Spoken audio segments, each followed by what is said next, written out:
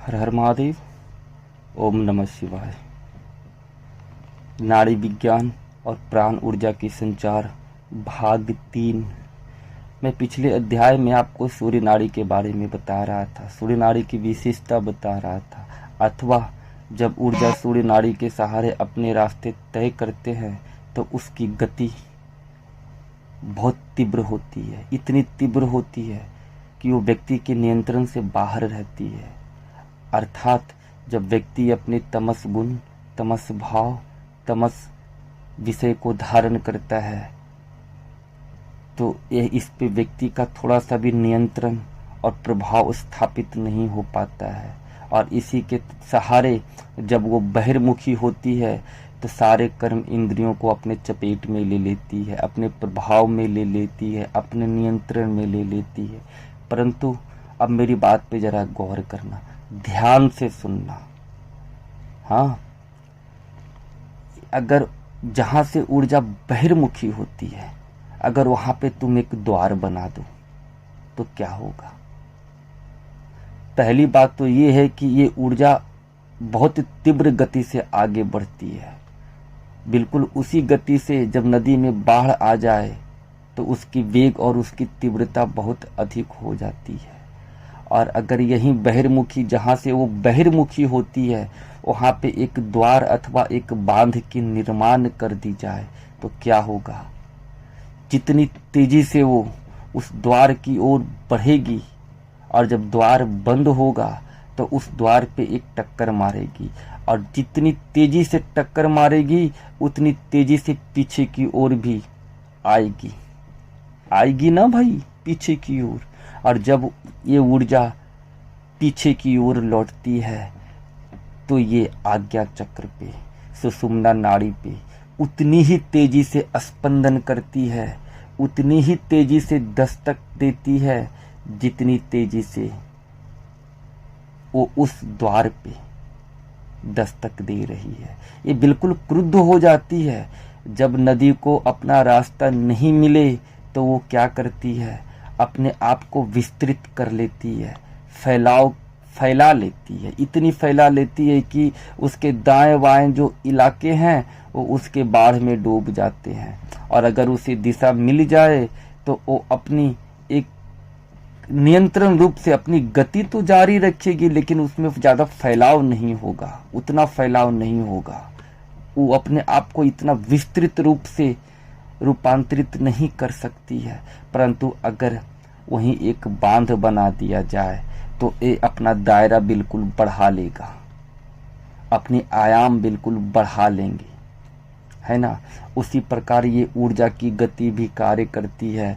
जब भी कोई तामसिक ऊर्जा, प्राण ऊर्जा सूर्य नाड़ी के सहारे बहिर्मुखी की ओर जाती है, परंतु अगर उस बहिर्मुखी दरवाजे को बंद कर दिया जाए तो उतनी तीव्रता से वो पीछे की ओर भी लौटेगी, क्योंकि जिस रास्ते से ऊर्जा चल करके वहां तक गई है उसी रास्ते से पुनः वापस अपने केंद्र तक लौटनी प्रारंभ हो जाएगी।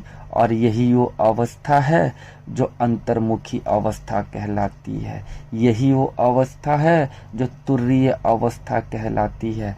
परंतु जब वो पुनः लौटती है तो वो रूपांतरण के स्वभाव में लौटती है, रूपांतरण के स्वरूप में लौटती है। और ऐसा कब होता है?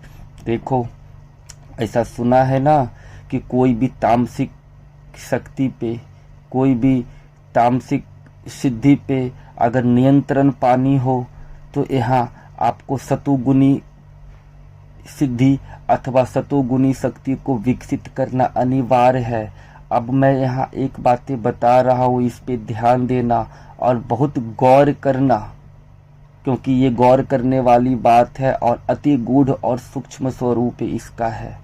अगर आप पूरी नहीं सुनोगे तो नहीं समझोगे। मैं तो अपना काम कर दूंगा, बता करके चला जाऊंगा, आगे तुम्हारी मर्जी है, ठीक है। तो सुनो, जब ये द्वार बनाओगे, जब बहिर्मुखी केंद्र पे एक बांध के निर्माण करोगे, तो अगर नदी की तीव्रता और वेग बहुत ज्यादा है, उसकी गति बहुत तेज है और बांध अगर कमजोर है तो क्या करेगा, वो बांध को तोड़ देगा और अपने उसी रूप को धारण कर लिएगा जिस रूप में वो निरंतर गति कर रही है। इसमें रूपांतरण, इसमें बदलाव अथवा इसकी गति को बहिर्मुखी से अंतर्मुखी में रूपांतरण करने में व्यक्ति सक्षम नहीं हो पाता है।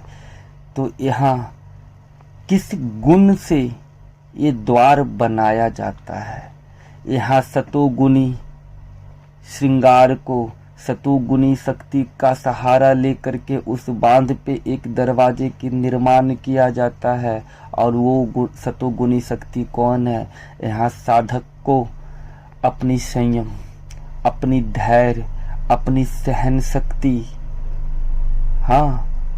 को विकसित करना पड़ेगा, क्योंकि यही वो शक्ति है जो वो द्वार की काम करती है, जो द्वार रूपांतरण की कारण बनती है, जो द्वार हर उस ऊर्जा को बहिर्मुखी से अंतर्मुखी करने में सहायक सिद्ध होती है, उसकी गति को, उसके रूप को और उसकी अवस्था को रूपांतरित करने में सक्षम होती है। और जिस व्यक्ति के अंदर ये 3 गुण नहीं है ना, वो कभी बांध बनाने की कार्य कर ही नहीं सकता है। और अगर करता भी है ना, तो ये ऊर्जा इतनी प्रचंड और इतनी तीव्र होती है कि बार बार उसके द्वार को तोड़ देगी। और वैसे भी एक साधक का सबसे बड़ा गुण क्या होता है? उसकी संयम, उसकी संकल्प शक्ति, उसकी धैर्य शक्ति, उसकी एकाग्रता, उसकी सहन शक्ति। यही तो वो गुण है जो व्यक्ति को साधक के श्रेणी में ला करके खड़ा कर देता है। और जिसके अंदर ये गुण है, वास्तविक में वही साधक है। और वही ऐसे द्वार का निर्माण कर सकता है जो द्वार इस ऊर्जा को, जो ऊर्जा सूर्य नाड़ी के रास्ते गमन कर रही है, सूर्य नाड़ी के रास्ते अपने आप को प्रवाहित कर रही है, इसको रूपांतरित करने की कार्य, इसको साधने की कार्य केवल और केवल एक साधक ही कर सकता है। और ये साधक वही है जिसके अंदर ये 5 गुण है। यही 5 गुण एक ऐसे दरवाजे के निर्माण कर देती है जिस दरवाजे को भेदने की शक्ति इस तमस ऊर्जा में नहीं होती है। चाहे इसकी गति और इसकी प्रवाह कितनी भी तीव्र क्यों नहीं हो, ये उस द्वार अथवा उस बांध को भेद नहीं पाएगी जिस द्वार के उस पार ऊर्जा बहिर्मुखी हो जाती है। ठीक है ना? अब जैसे ही ये दरवाजे विकसित होते हैं, वैसे ही ये ऊर्जा बार बार उस दरवाजे पे टक्कर मारती है, बार बार उस दरवाजे को खोलने की कार्य करती है। परंतु यह साधक अपनी सहन शक्ति, अपनी संयम, अपनी संकल्प शक्ति और अपनी एकाग्रता को इस तरीके से विकसित कर लेता है कि लाख चाहने के बाद भी ये शक्ति उस द्वार को भेद नहीं पाती है। और जब उस द्वार को भेद नहीं पाएगी तो पुनः वो पीछे की ओर लौटनी प्रारंभ कर देगी। और जब वो पीछे की ओर लौटेगी तो अपने हर उस केंद्र को लांघते हुए लौटेगी जिस केंद्र को पार करके उसने अपने रास्ते अलग किए थे। और इसी केंद्र में एक केंद्र आज्ञा चक्र भी होता है, वो मध्य की केंद्र होती है, वो सुषुम्ना होती है। और वापिस लौटते समय इसके अंदर इतनी तीव्र और ये इतनी क्रोधित होती है कि बार बार उस दरवाजे पे चोट मारती है, चोट मारते जाती है, जिस प्रकार एक स्पंदन की क्रिया प्रारंभ हो जाती है। और इसी के सहारे सुषुम्ना को बहुत तेजी से खोलने की क्रिया की जाती है। जब ऊर्जा अपनी गति में हो, अपनी वेग में हो, अपनी तीव्रता को धारण किए हुए हो, अपनी प्रचंडता को धारण किए हुए हो, तभी वो जब पुनः लौटेगी तो उतनी ही तेजी से उस द्वार पे दस्तक देगी जो सुषुम्ना रूपी द्वार है, जो आज्ञा चक्र है, जो केंद्र है। न कि वो ऊर्जा वहां दस्तक देने में सक्षम है जिस ऊर्जा की बहाव बहुत मंद है। तो अगर इस तमस गुण को आप रूपांतरण कर लो ना, तो इतनी तेजी से आपको आपका उस द्वार को ये खोलने में सक्षम हो जाएगा जिस द्वार के उस पार सूक्ष्म सत्ता है, जिस द्वार के उस पार जा करके आप अपने भौतिक सत्ता को त्याग करके सूक्ष्म सत्ता को धारण कर लोगे। चलो अब यहाँ मैं कुछ बातें आपको बता देना चाहता हूँ। देखो, चाहे आप तंत्र के रास्ते से जाओ, चाहे आप किसी भी रास्ते में जाओ, ऊर्जा की वेग, ऊर्जा की तीव्रता, ऊर्जा की प्रचंडता के अनुरूप ही ये इसको अनेकों सिद्धि में विभाजित किया जाता है, रूपांतरित किया जाता है, और जिसकी वेग, जिसकी तीव्रता काफी अधिक हो उसको उग्र सिद्धि अथवा तामसिक सिद्धि के अंतर्गत रखा जाता है। और ऐसी सिद्धि को साधने के लिए तंत्र में भी अनेकों साधन निर्मित है। कभी सोचा है? अभी मैं आपको दूसरे तरीके से इस ऊर्जा के बारे में व्याख्या कर रहा हूँ, परंतु अगर आप तंत्र के माध्यम से जाओगे तो तंत्र के माध्यम में दो साधना श्रेष्ठ साधना होता है, एक भैरवी साधना और एक श्यामा गौरी साधना। इसमें दो उस विषयों को साधने की प्रधानता होती है जिसकी तीव्रता और जिसकी वेग बहुत अधिक हो, जैसे काम रूपी विषय और क्रोध रूपी विषय को। यहाँ भी जब काम क्रोध रूपी विषय हावी होता है तो ये तमस गुण के अंतर्गत ही होता है, और जब कोई विषय तमस गुण के अंतर्गत आ जाती है तो उसकी तीव्रता और उसकी वेग इतनी अधिक होती है कि बहुत तेजी से बाहर की ओर जानी प्रारंभ कर देती है।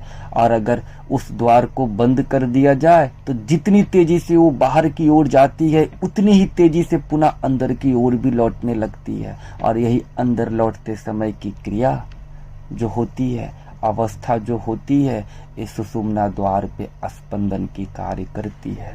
चलो इसके आगे मैं आपको बाद में बताऊंगा। अब मुझे आज्ञा दो। हर हर महादेव।